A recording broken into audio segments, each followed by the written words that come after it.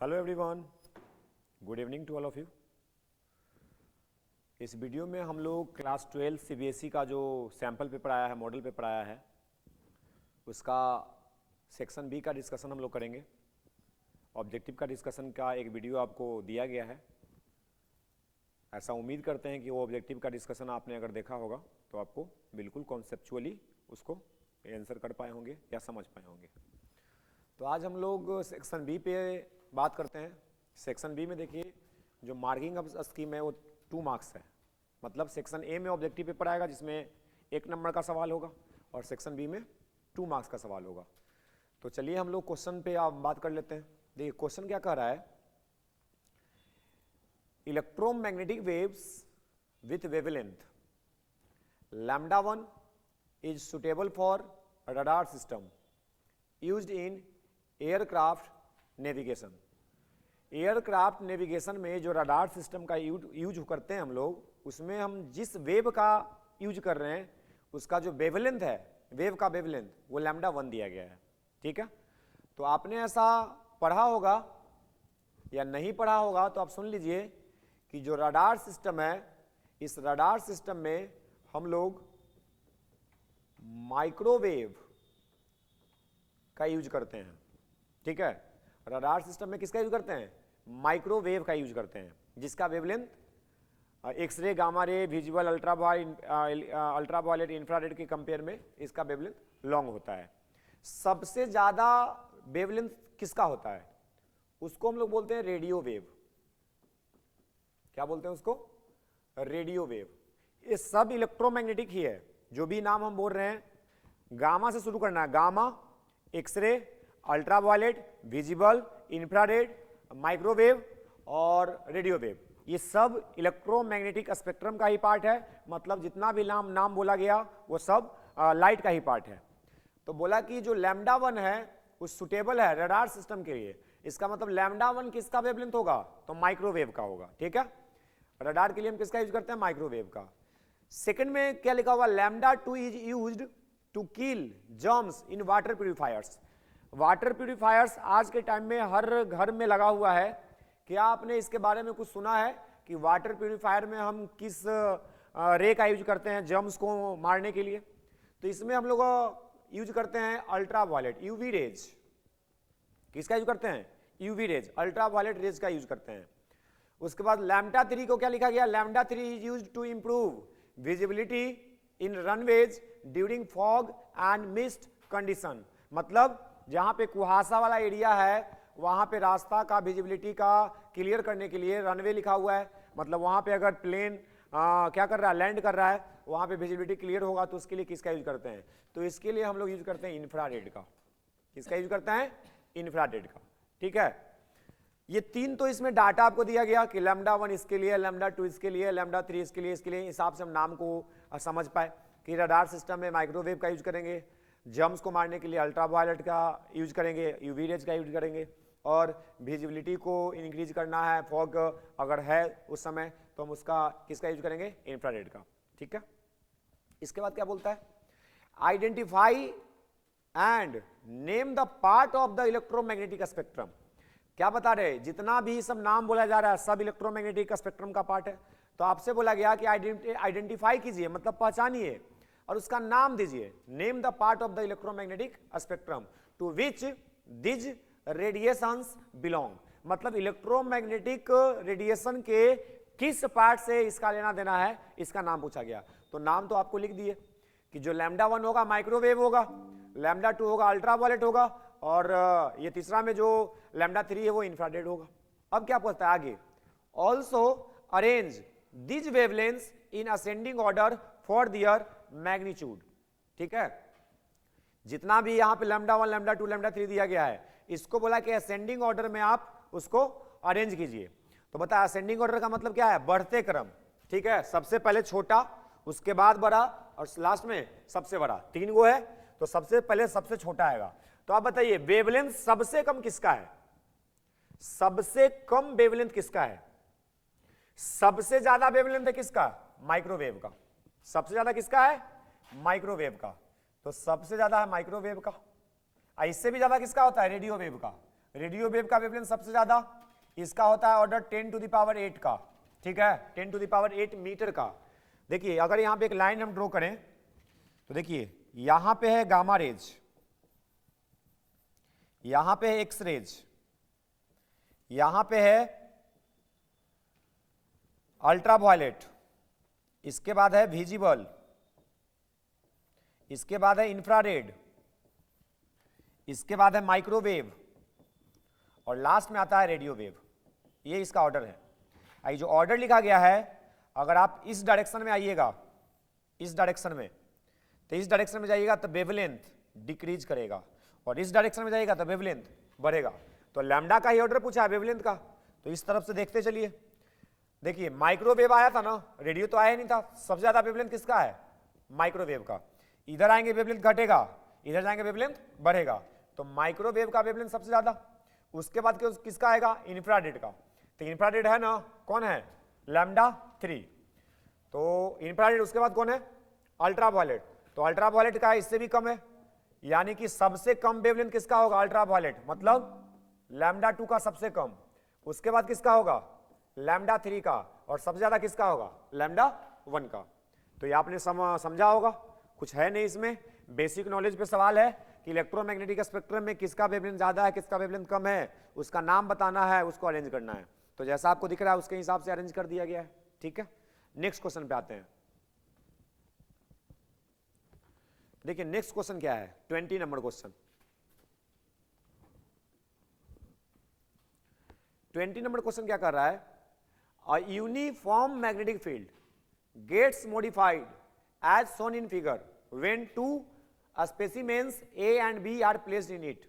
देखिए यहां पे आपको बोला गया है कि मैग्नेटिक फील्ड यूनिफॉर्म है। यूनिफॉर्म मैग्नेटिक फील्ड में दो ऑब्जेक्ट को रखा गया है, दो स्पेसिमेंस को रखा गया है, एक का नाम ए है, एक का नाम बी है, ठीक है। तो क्वेश्चन क्या कहता है? Identify the specimen A and B. आपको बताना है कि ए और बी क्या है, ठीक है, आपको आइडेंटिफाई करके बताना है कि ए और बी क्या है। तो जैसा आप डायग्राम देख पा रहे हैं, इसमें आपको क्या दिख रहा है कि मटेरियल क्या कर रहा है कि इलेक्ट्रिक फील्ड को रिपेल कर रहा है, अपने से दूर ले जा रहा है। दिख रहा है ना कि मटेरियल मैग्नेटिक फील्ड को क्या कर रहा है? दूर भगा रहा है। इसमें क्या आपको दिख रहा है कि इनसाइड मटेरियल मैग्नेटिक फील्ड को अट्रैक्ट किया जा रहा है, या आप ऐसा समझिए कि इनसाइड मटेरियल मैग्नेटिक फील्ड का वैल्यू कम रहा है। और सेकंड फिगर में क्या दिख रहा है कि इनसाइड मटेरियल मैग्नेटिक फील्ड का वैल्यू बढ़ रहा है। आप मैग्नेटिक मटेरियल से जब भी सवाल आएगा, तीन ही सवाल आएगा। एक आएगा डायामैग्नेटिक, एक आएगा पैरामैग्नेटिक और एक आएगा फेरोमैग्नेटिक, है ना। ये तीनों के बारे में आपने पढ़ा होगा। डायामैग्नेटिक उस सबस्टांस को कहते हैं जो एक्सटर्नल मैग्नेटिक फील्ड को हमेशा अपोज करता है, ठीक है, जो एक्सटर्नल मैग्नेटिक फील्ड को क्या करता है? हमेशा अपोज करता है। पैरामैग्नेटिक में क्या होता है? देखिए इसमें और भी प्रॉपर्टी है। डायामैग्नेटिक का जितना भी एटम होगा उस सब का खुद का डायपोल मोमेंट जीरो होगा, और खुद का अगर एक एटम का डायपोल मोमेंट जीरो, तो ओवरऑल जितना भी डायपोल मोमेंट होगा नेट मटेरियल का, उसको भी हम जीरो बोलेंगे। अगर हम पैरामैग्नेटिक का बात करें तो इसमें इंडिविजुअल एटम का जीरो नहीं होता है, लेकिन रैंडम डायरेक्शन में वो डिस्ट्रीब्यूट होता है, इसलिए ओवरऑल जीरो होता है। और फेरोमैग्नेटिक में क्या होता है? एक ग्रुप बनता है, ठीक है, क्या बनता है? एक ग्रुप बनता है एटम का फेरोमैग्नेटिक में। उसके हिसाब से अगर देखा जाए तो डायामैग्नेटिक का काम क्या है कि एक्सटर्नल मैग्नेटिक फील्ड को रिपेल करना। तो ये रिपेल दिख रहा है आपको, तो इसको हम क्या बोल देंगे कि ये ए वाला जो सबस्टांस होगा या स्पेसिमेन होगा उसको क्या बोलेंगे? डायामैग्नेटिक। और सेकंड वाला में क्या दिख रहा है कि इनसाइड बढ़ रहा है। तो पैरामैग्नेटिक मटेरियल में क्या होता है, जैसे ये पैरामैग्नेटिक मटेरियल मान लेते हैं, तो इसमें मैग्नेटिक डायपोल रैंडम डायरेक्शन में इधर उधर घूम रहा है।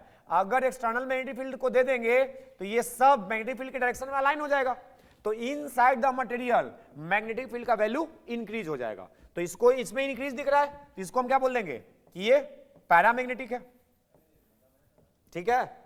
तो ए वाला क्या हो गया? डायामैग्नेटिक। अभी वाला क्या होगा? पैरामैग्नेटिक। तो बेसिक अगर प्रॉपर्टी आपको डाया पैरा का पता है तो आप इसका आंसर कर सकते हैं, ठीक है। चलिए आगे बात करते हैं। आगे क्या कह रहा है इसमें? एक क्वेश्चन और है, how is the magnetic susceptibility of a specimen A different from that of specimen B. बोला कि जो मैग्नेटिक ससेप्टिबिलिटी होता है, मैग्नेटिक ससेप्टिबिलिटी आप पढ़े होंगे, इसको जाई से लिखते हैं। किससे लिखते हैं? जाई से। और रिलेटिव परमिलिबिलिटी बराबर हम लिखते हैं 1 प्लस जाई, ये आपने पढ़ा होगा।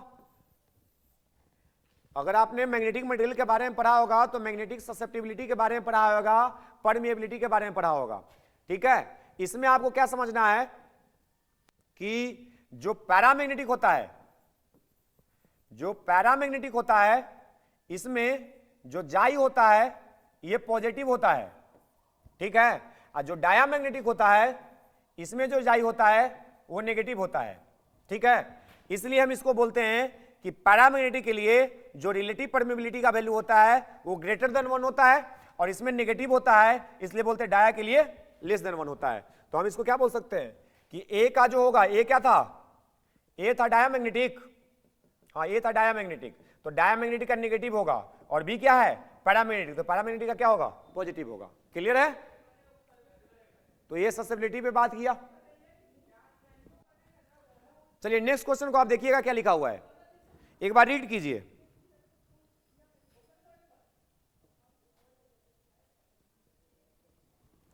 क्वेश्चन नंबर 21 क्या कहता है,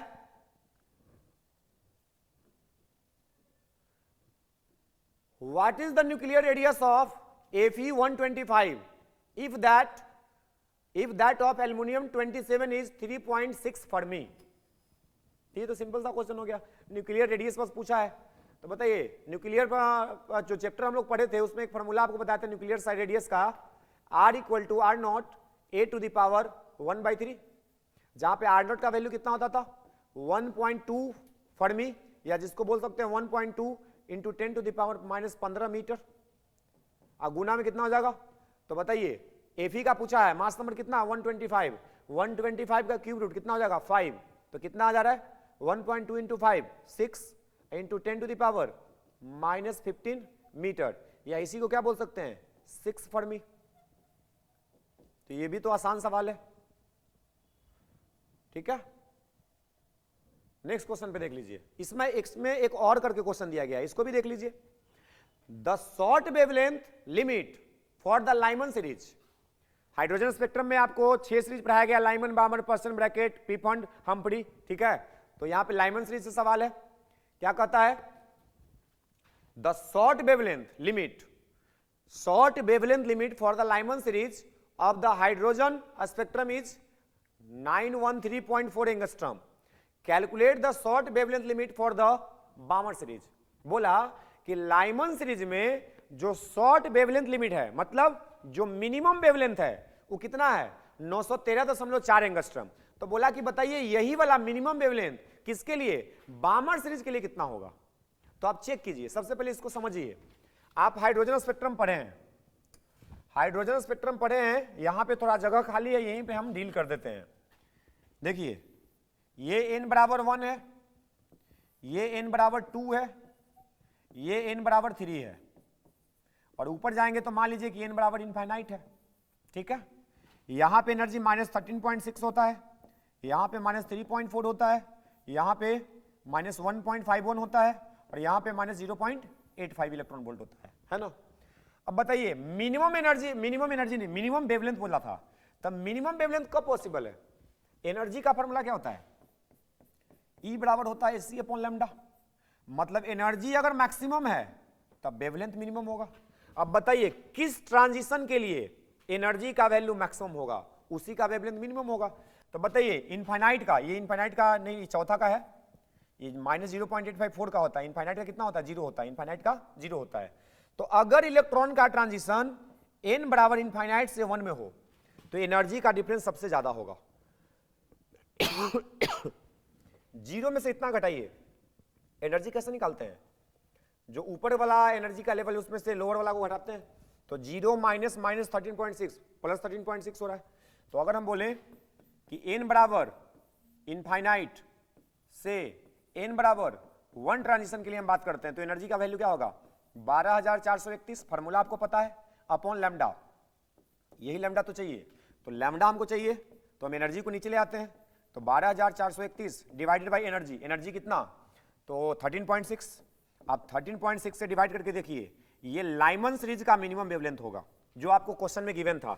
हम इसको डिवाइड करके एक बार देख लेते हैं, 12431 डिवाइडेड बाई 13.6, इसका वैल्यू आ रहा 914 अप्रॉक्स, कितना आ रहा है 914 एंगस्ट्रम। अब आप देखिए ये तो निकल गया ना, क्या लिखा है लाइमन सीरीज का जो लास्ट लाइन है इनफाइनाइट से फर्स्ट वाला, पहला लाइन क्या होता है 2 से 1, सेकंड क्या होता है 3 से 1, थर्ड क्या होता है 4 से 1, लास्ट लाइन कौन होता है इनफाइनाइट से 1। तो इनफाइनाइट से 1 के लिए एनर्जी का डिफरेंस सबसे ज्यादा है, तो वेवलेंथ सबसे कम होगा। वेवलेंथ कितना आया 914। यही सवाल हमको किसके लिए पूछा गया था, लाइमन के बाद बामर के लिए, तब बामर सीरीज n बराबर 2 के लिए होता है।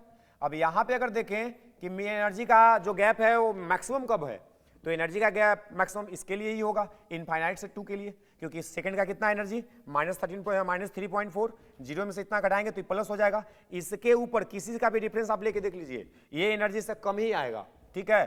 तो आंसर तो आपको पता चल रहा है कि कौन सा आएगा इनफाइनाइट से 2 के लिए। लेकिन आप फिर से एक बार सवाल पे आइए,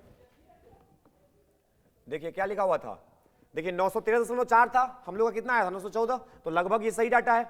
आपको बोला कि बामर सीरीज के लिए मिनिमम वेवलेंथ कितना होगा या शॉर्ट वेवलेंथ का लिमिट क्या होगा, तो बामर के लिए हम क्या बोलेंगे, बामर के लिए n बराबर 2 में जाएंगे ना, n बराबर 1 किसके लिए है लाइमन के लिए, n बराबर 2 किसके लिए है बामर के लिए है, ठीक है। तो इसके लिए हम कौन सा लेंगे इनफाइनाइट से 2, ये आएगा।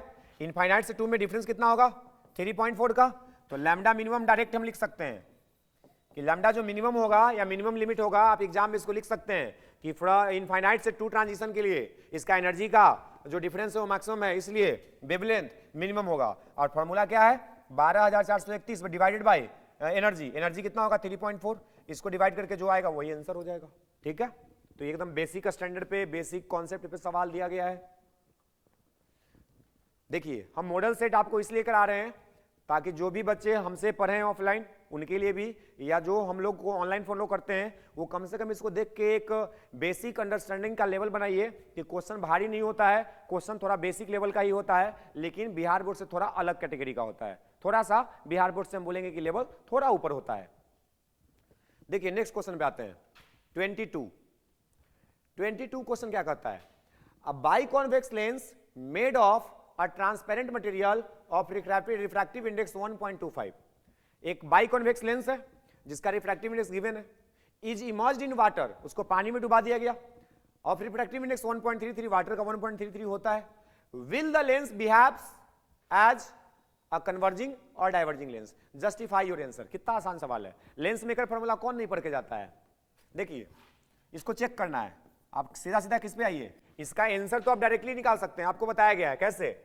अगर ये लेंस है, इसका रिफ्रैक्टिव इंडेक्स 1.25 है, इसके आसपास मीडियम में वाटर है, इसको कहां रखा गया है वाटर में, अगर ये वाटर में रखा गया है तो मीडियम हो गया वाटर, अब वाटर का रिफ्रैक्टिव इंडेक्स 1.33 है। अब बताइए लाइट को अगर हम इस पे इंसिडेंट कराएं तो डेंसर से रेयर मीडियम में जा रहा है, तो ये कॉन्वेक्स लेंस है, बाइकॉन्वेक्स लेंस, इसका नेचुरल बिहेवियर कन्वर्जिंग है, लेकिन अभी का सिचुएशन क्या है कि लेंस से ज्यादा रिफ्रैक्टिव इंडेक्स मीडियम का हो गया, तो इसका बिहेवियर उल्टा हो जाएगा। आपको ऐसा सिखाया गया है कि अगर मीडियम का रिफ्रैक्टिव इंडेक्स लेंस से ज्यादा है तो जो नेचुरल बिहेवियर है उसका उल्टा हो जाएगा, अगर इसका बिहेवियर कन्वर्जिंग था तो अभी ये डाइवर्जिंग होगा। तो यही आपसे पूछा गया है कि कैसा बिहेव करेगा, तो इसका सही आंसर कौन होगा डाइवर्जिंग, ठीक है। अब इसको प्रॉपर आपको अगर एग्जाम में इसको बनाना है तो कैसे बनाइएगा, तो आप यूज कीजिएगा lens maker, 1/f equal to μ21 -1 into 1/r1 -1/r2, ये फॉर्मूला आपने पढ़ा है, इसका डेरिवेशन बिहार बोर्ड में आया इस साल, सीबीएसई में भी आ सकता है। तो देखिए यहां पे क्या लिखते हैं, μ21 को लिख सकते हैं μ2/μ1 -1, इंटू में जो इधर है वो रहेगा, ठीक है। अब यही से आंसर आ जाएगा। बताइए μ2 जो कि किसका होता है लेंस का, अब μ1 किसका होता है मीडियम का, तो मीडियम का कितना दिया है, यहां से अगर हम वैल्यू पुट करें इधर तो 1/f इक्वल टू क्या लिखेंगे μ2 लेंस का 1.25 डिवाइडेड बाई 1.33, अब माइनस में कितना है 1, इंटू में जो है 1/r1 तो रहेगा। अब यहां से आप चेक करो इसका वैल्यू बताइए नेगेटिव आ रहा है कि पॉजिटिव, 1.25 को अगर 1.33 से डिवाइड करें तो इसका वैल्यू 1 से कम आएगा, और 1 से कम वैल्यू है उसमें से एक घटा रहे हैं, तो यानी कि 1/f का वैल्यू क्या आ रहा है नेगेटिव। अगर फोकल लेंथ नेगेटिव है इसका मतलब कौन सा लेंस का बिहेवियर होगा कन्वर्जिंग, सॉरी डाइवर्जिंग, क्योंकि नेगेटिव किसका होता है कॉनकेव का होता है, तो डाइवर्जिंग बिहेव करेगा। तो डायरेक्ट इसको लिख दीजिएगा तो आंसर आ जाएगा, ठीक है। जस्टिफाई करना है तो यहां पे आप लिख के नीचे लिख दीजिएगा एक लाइन कि hence focal length is negative, so it behaves like a diverging lens. ठीक है, चलिए नेक्स्ट क्वेश्चन पे आते हैं। क्वेश्चन नंबर 23 क्या कहता है, देखिए तो, the figure shows a piece of pure semiconductor S, ये जो एस दिख रहा है ना आपको डायग्राम में, ये प्योर सेमीकंडक्टर है, in series with a variable resistor R, ये रेजिस्टर आर के साथ, वेरिएबल रेजिस्टर आर दिखाया गया है, इसके साथ सीरीज में है, of constant voltage V, voltage कितना है V, should the value of R be increased और decreased to keep the reading of the A meter constant. क्या कर रहा है कि जो ए मीटर इसमें लगा है ना, इसका रीडिंग कांस्टेंट रखना है, तो रेजिस्टेंस का वैल्यू घटाना पड़ेगा कि बढ़ाना पड़ेगा। When semiconductor S is heated, justify your answer. बोला कि अगर इस सर्किट में करंट का फ्लो हो रहा है और सेमीकंडक्टर अगर हीट हो रहा है, तो आर का वैल्यू आप घटाइएगा कि बढ़ाइएगा, ताकि ए मीटर का रीडिंग कांस्टेंट बना रहे। तो आपको पढ़ा है, बेसिक सा कॉन्सेप्ट है। अगर ये सेमीकंडक्टर है और सेमीकंडक्टर का टेम्परेचर अगर बढ़ेगा, तो टेम्परेचर बढ़ेगा तो इसका कंडक्टिविटी बढ़ेगा और इसका रेजिस्टिविटी घट जाएगा, क्योंकि सेमीकंडक्टर का टेम्परेचर बढ़ाते हैं तो इलेक्ट्रॉन होल पेयर का जनरेशन होता है, क्योंकि बॉन्ड का ब्रेकिंग होता है। ये बेसिक कॉन्सेप्ट है। तो अगर सेमीकंडक्टर हीट हो रहा है तो इसका कंडक्टिविटी बढ़ेगा, तो यहां से करंट का फ्लो ज्यादा हो जाएगा। अगर करंट का फ्लो ज्यादा हो गया और करंट को आपको रखना है कांस्टेंट, तो रेजिस्टेंस का वैल्यू बढ़ा दीजिए। तो सही आंसर कौन सा है कि इंक्रीज करना पड़ेगा। जस्टिफाई योर आंसर, तो आंसर में क्या जस्टिफाई कीजिएगा, because when semiconductor is heated its conductivity increases, so in circuit current increased, to maintain the reading of ammeter resistance should be increased. काम हो गया। ठीक है, इसके और में भी एक क्वेश्चन आपको दिख रहा है, देखिए क्या क्वेश्चन है, the graph of potential barrier versus width of depletion layer, ये सब आपने पढ़ा है। देखिए सेमीकंडक्टर आपको पढ़ाया गया था, ये बीच में डिप्लीजन लेयर होता है, इसको अगर हम पी बोले, इसको एन टाइप बोले, पी एन जंक्शन दिखा रहे हैं, ये डिप्लीजन लेयर है। ठीक है, तो क्या बोला, the graph of potential barrier, potential barrier का मतलब ये जो यहाँ पे पोटेंशियल का जो बैरियर होता है ना, जिसके वजह से इलेक्ट्रॉन होल पेयर नहीं मिल जाता है, तो potential barrier versus width of depletion layer, width कितना है मान लीजिए डी, उसके बीच का एक ग्राफ बनाया गया, यहाँ पे एक्स दिखाया है, यहाँ पे हम डी मार रहे हैं, तो डी और एक्स आप समझ रहे हैं। Depletion region for an unbiased diode, unbiased का मतलब कि इसको बैटरी से जोड़ा गया नहीं है, जैसे ये पीएन जंक्शन है तो ये अनबायस्ड है, मतलब बैटरी से कोई कनेक्शन नहीं है। Is shown in graph A, देखिए जो ग्राफ ए दिख रहा है ना, इसमें आपको पोटेंशियल बैरियर भी दिखाया गया है, माने ये डिप्लीजन लेयर के क्रॉस जो वोल्टेज होता है उसको दिखाया गया है डिप्लीजन लेयर के थिकनेस के अकॉर्डिंग। ये अनबायस्ड है, हम यहां पे लिख देते हैं ये क्या है, अनबायस्ड है। ठीक है, तो अनबायस्ड के लिए ग्राफ है।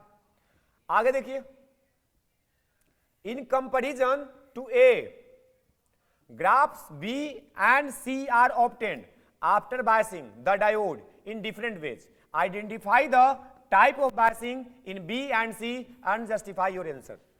आपको ग्राफ ए को देख के बी और सी के बारे में बताना है कि इसमें अगर बायसिंग हुआ है तो कौन सा बायसिंग हुआ है।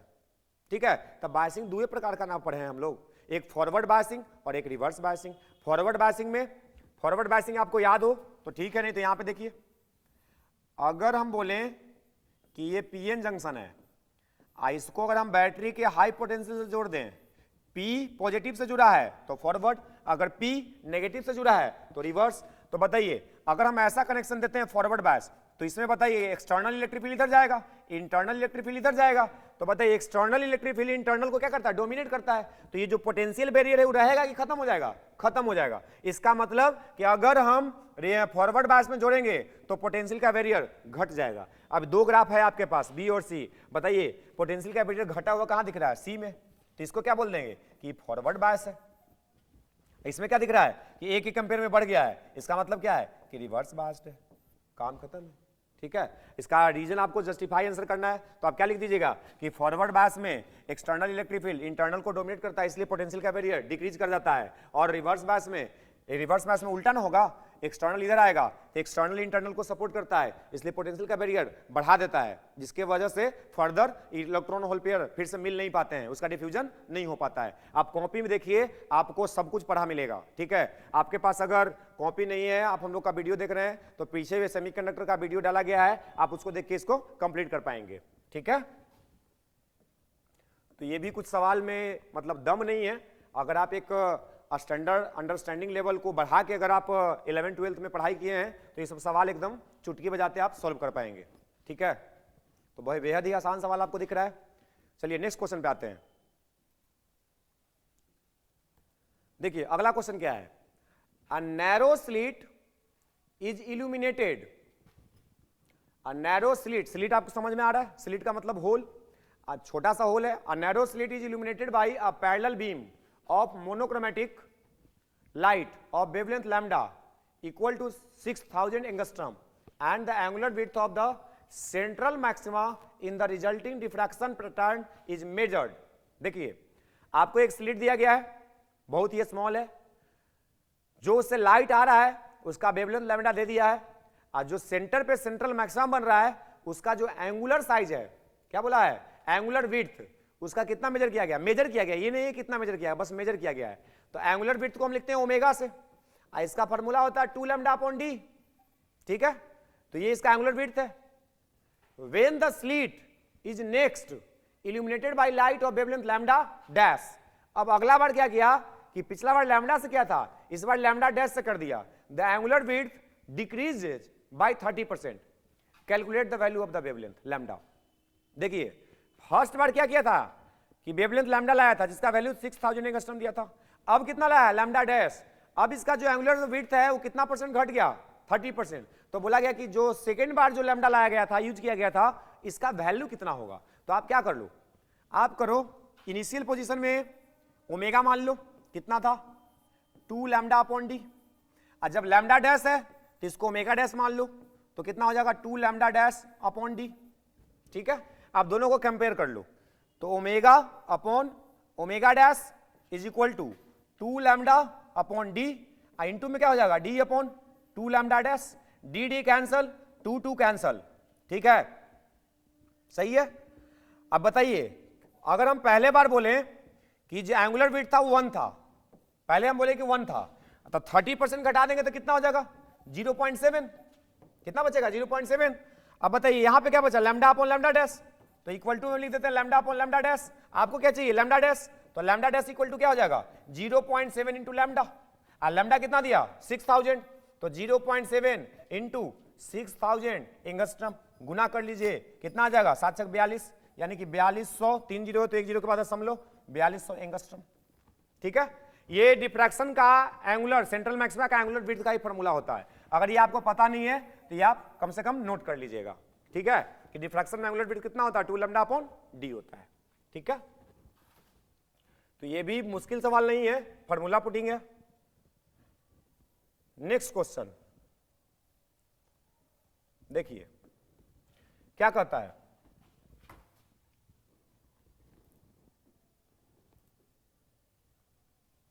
कुछ गड़बड़ हो जा रहा है, अच्छा देखिए क्वेश्चन नंबर 25 क्या बोला, 2 large thin metal plates are parallel and close to each other, on their inner faces the plates have surface charge densities of opposite signs and magnitude इतना coulomb per metre square, what is the electric field intensity E. देखिए 2 large plate है, ठीक है, दोनों के inner force face पे charge है, opposite charge है, एक पे प्लस एक पे माइनस, तो कैपेसिटर बन गया ना जी, पैरेलल प्लेट कैपेसिटर हो गया। दोनों पे चार्ज का डेंसिटी दिया है, कितना, चार्ज का डेंसिटी सिग्मा लिखते हैं 17.7, यहां पे आपको दिख रहा है 17.7 into 10 to the power -22 coulomb per metre square. What is the electric field intensity, electric field पूछा है, कहां पूछा है, in the outer region of the first plate, first plate के आउटर रीजन में। तो मान लीजिए फर्स्ट प्लेट ही है और सेकंड प्लेट ही है, तो इसके आउटर रीजन मतलब इस साइड। अब बताइए केवल इन साइड पे चार्ज था ना, इनर साइड पे चार्ज था, पैरेलल प्लेट कैपेसिटर से आप समझ पा रहे होंगे। तब प्लस के कारण आउटवर्ड, माइनस के कारण इनवर्ड, इसका value sigma by 2 epsilon naught, इसका value sigma by 2 epsilon naught, दोनों कैंसिल आउट हुआ तो आउटसाइड में तो इलेक्ट्रिक फील्ड जीरो होगा। आपने ऐसा डायरेक्टली पढ़ा था कि पैरेलल प्लेट कैपेसिटर के आउटसाइड में इलेक्ट्रिक फील्ड कितना होता है, जीरो। दूसरा बिटवीन द प्लेट्स, तब बिटवीन द प्लेट्स कितना होता है, प्लस के कारण आउटवर्ड, माइनस के कारण इनवर्ड, सेम डायरेक्शन, दोनों ऐड हो जाएगा, sigma by 2 epsilon not plus sigma by 2 epsilon not, तो सिग्मा बाई एप्सिलॉन नॉट। तो इन साइड में क्या लिखेंगे कि जो इन साइड प्लेट होगा उसका वैल्यू होगा सिग्मा बाई एप्सिलॉन नॉट, और सिग्मा का वैल्यू दिया हुआ है 17.7 इंटू 10 टू द पावर -22 और divided by epsilon naught 8.85 into 10 to the power -12। ये दो बार में लगभग कट जा रहा है, 8 दूना 16 1 17 लगभग। यहां से ऊपर ले जाएंगे तो कितना हो जाएगा, 2 इंटू 10 के पावर माइनस ऊपर जाएगा +12 हो जाएगा, 22 में से 12 जाएगा -10, यानी 2 into 10 to the power -10। Electric field निकाल रहे हैं, यूनिट क्या लिखिएगा, न्यूटन पर कूलम। क्या लिखिएगा, न्यूटन पर कूलम। तो ये भी डायरेक्ट पैरेलल प्लेट कैपेसिटर से बेसिक सा कॉन्सेप्ट है कि पैरेलल प्लेट कैपेसिटर के बाहर इलेक्ट्रिक फील्ड कितना होता है, इनसाइड में इलेक्ट्रिक फील्ड कितना होता है। तो ये भी आपको समझ में आया होगा। चलिए इसके बाद है सेक्शन सी। देखिए सेक्शन सी कितना सेक्शन है एक बार चेक कर लेते हैं। सेक्शन सी और सेक्शन डी। सेक्शन डी में 5 नंबर,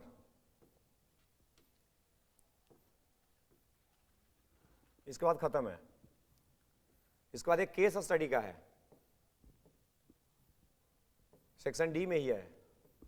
तो सेक्शन डी का सवाल आपको दिख रहा है कितना मार्क्स का है, 5 मार्क्स का सवाल है ये। अच्छा 2 सेक्शन और है इसमें। तो चलिए ठीक है, नेक्स्ट वीडियो में आपका 3 मार्क्स और 5 मार्क्स का सवाल भी आपको सोल्व करा दिया जाएगा। आप इस वीडियो को देख के मोटिवेट होइए, अपना एनर्जी लेवल को बढ़ाइए और आपने देखिए अपने नोट्स में कि आपने ये सब पढ़ा है कि नहीं पढ़ा है। ठीक है, तो आज के लिए इतना ही, अगले वीडियो में फिर से मिलते हैं। और ये वीडियो सीरीज का स्टार्टिंग है, आपको बोला गया है कि आपको 7 फरवरी का फिजिक्स का पेपर है, उससे पहले होल फिजिक्स का आपको वीडियो दिया जाएगा, आप उसको देख के चल जाइएगा, आपका पेपर बहुत ही शानदार जाएगा। ठीक है, थैंक यू।